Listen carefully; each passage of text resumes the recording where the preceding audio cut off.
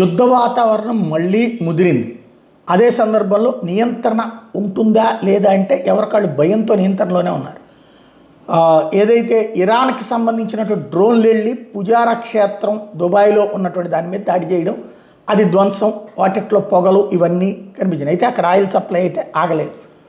దాన్ని ఇంటర్సెప్ట్ చేశామని దుబాయ్ ప్రకటించింది. ఇప్పుడు ఇరాన్ ప్లేట్ ఫిరాయించింది. అబ్బెబ్బే మేము దాడి చేయలేదు, అది అమెరికానే చేసి మా పేరు చెప్తుందేమో అన్నటువంటిది.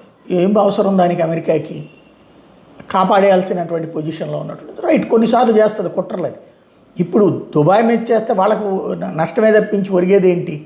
నెంబర్ 1. నెంబర్ 2 వచ్చేటప్పటికి ఇప్పుడు కొత్తగా ఎదురవుతున్నటువంటి సమస్య ఏంటి అంటే,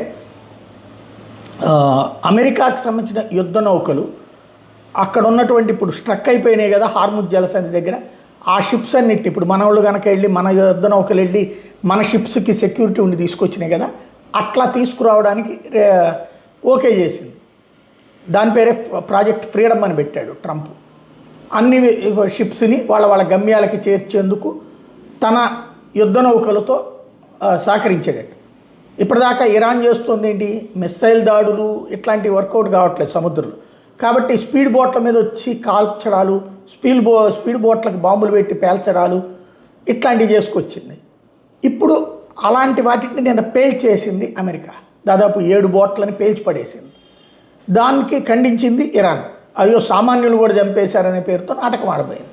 మాకందరికీ తెలిసిలేరు బాబు, అక్కడ సామాన్య బోట్లు ఎందుకు వస్తే 90 మంది అమెరికా.